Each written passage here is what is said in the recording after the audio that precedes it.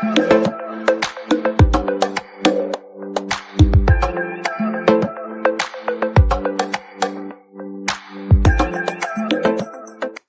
9th के exercise 5 Euclid's geometry का introduction session है।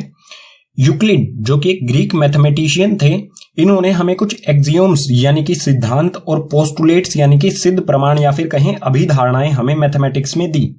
तो ये क्या होती हैं एक्सियोम्स या पोस्टुलेट्स?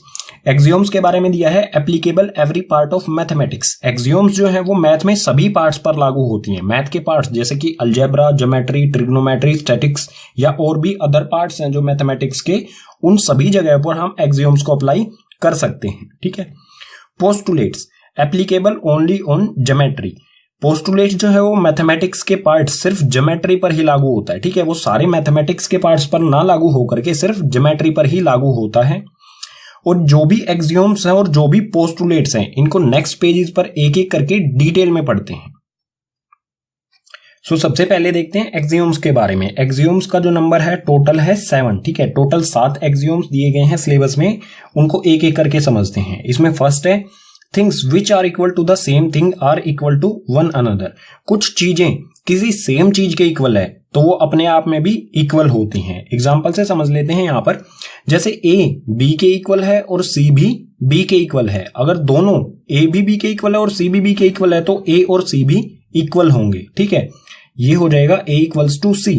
कोई चीजें अगर किसी कॉमन चीज के इक्वल है तो वो अपने आप में भी एक दूसरे के इक्वल होंगे। ठीक है, ये है फर्स्ट एक्सियोम। सेकंड में कह रहा है if equals are added to equals then the wholes are equal. अगर किसी इक्वल नंबर में इक्वल नंबर्स को ही ऐड किया जाए तो जो टोटल होगा वोल्स यानी कि जो हमारा फाइनल आंसर होगा वो भी इक्वल ही होगा। एक एग्जांपल से समझ लेते हैं, जैसे 2 इक्वल्स टू 2, 2 जो है वो 2 के इक्वल होता है।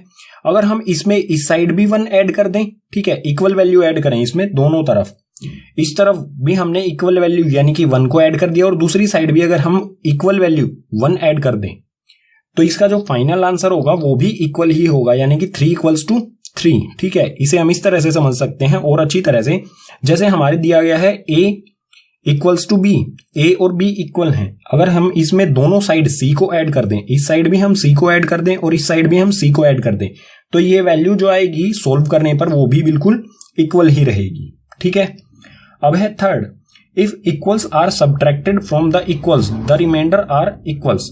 बिल्कुल इसका अपोजिट है, ऐड करने की बजाय अब की बार हमें करना है सब्ट्रैक्ट। इक्वल्स में से अगर इक्वल वैल्यू सब्ट्रैक्ट की जाए तो फाइनल आंसर जो रिमाइंडर बचेगा वो इक्वल ही होगा। ठीक है, इसी तरह से देख लेते हैं, जैसे 3 इक्वल्स टू 3।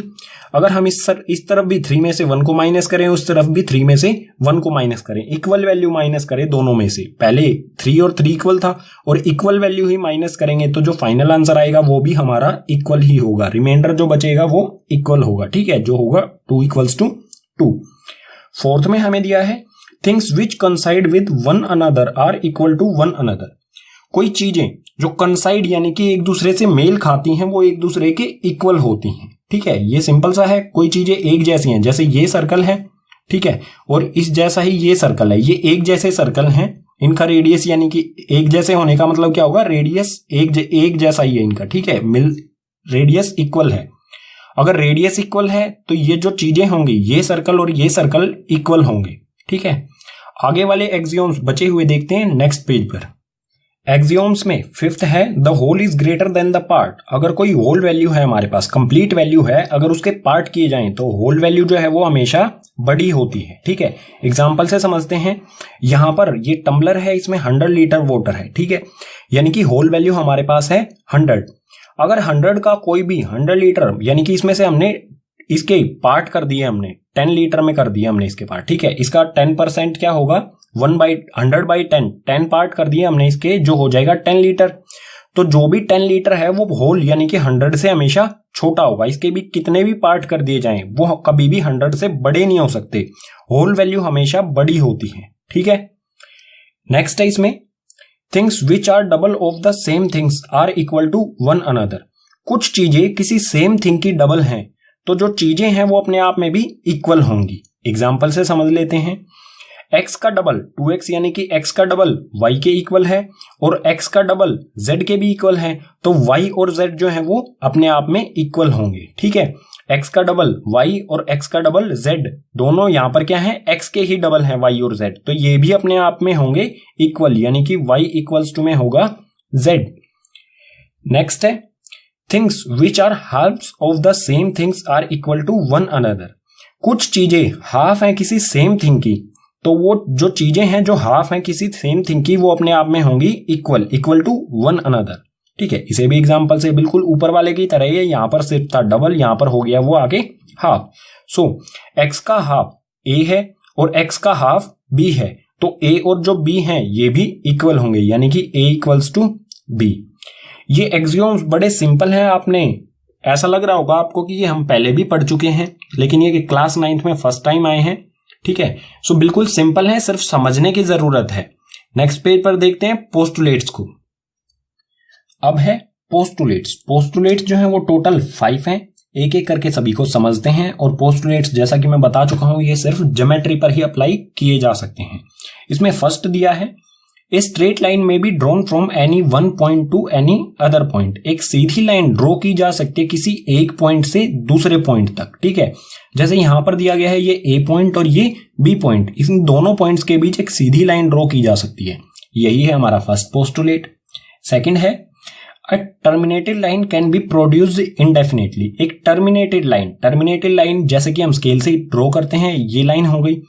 इस लाइन को किसी भी तरफ, ठीक है, इस साइड में भी और इस साइड में भी इंडेफिनेटली यानी कि अनंत तक बढ़ाया जा सकता है। ठीक है, इस साइड भी हम बढ़ा सकते हैं और इस साइड भी कितना भी बढ़ाना चाहे उतना बढ़ा सकते हैं। ये था सेकंड। अब है third, a circle can be drawn with any centre and any radius. एक सर्कल बनाया जा सकता है किसी भी पॉइंट को सेंटर लेते हुए और कोई भी रेडियस लेते हुए। ठीक है, हम मान लेते हैं ये हमारा कोई पॉइंट है, इस पर इससे हम कोई भी रेडियस ले लेते हैं। ठीक है, इससे दूरी सपोज कर लीजिए कुछ भी 2 सेंटीमीटर 3 सेंटीमीटर इंच में ले सकते हैं या फिर मीटर में भी ले सकते हैं अगर हमारे पास कंपास बड़ा हो। तो ये ले लिया हमने 2 सेंटीमीटर का रेडियस या 3 4 कुछ भी ले सकते हैं। इससे हम एक सर्कल ड्रॉ कर सकते हैं कंपास की सहायता से। ठीक है, इस तरह से हम बना देंगे सर्कल किसी भी पॉइंट को लेते हुए। ठीक है, सेंटर पॉइंट हम कोई भी ले सकते हैं, रेडियस कोई भी ले सकते हैं, सर्कल जो है वो इजीली ड्रॉ किया जा सकता है। फोर्थ में दिया है all right angles are equal to one another. सभी राइट एंगल्स क्या होते हैं, 90 डिग्री के।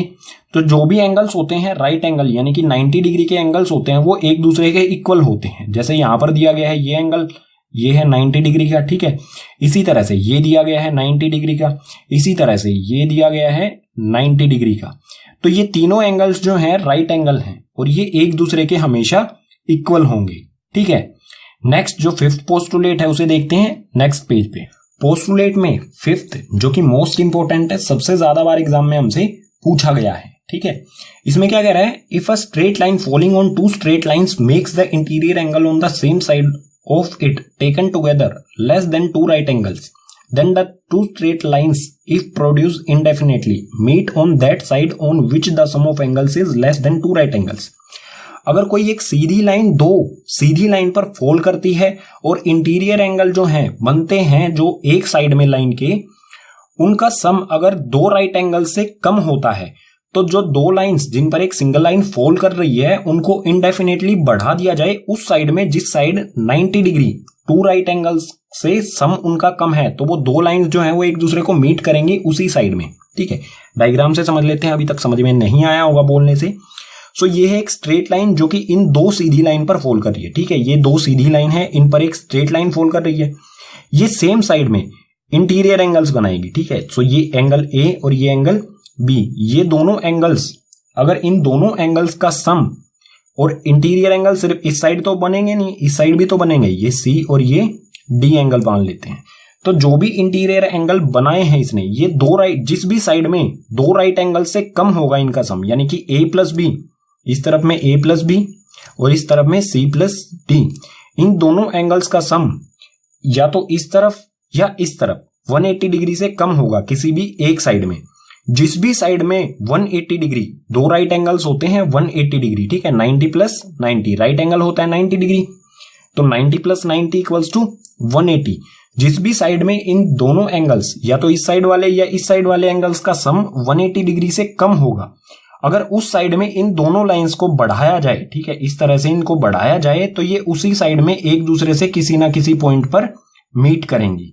यही कहा जा रहा है हमें पोस्टुलेट नंबर 5 में, ठीक है।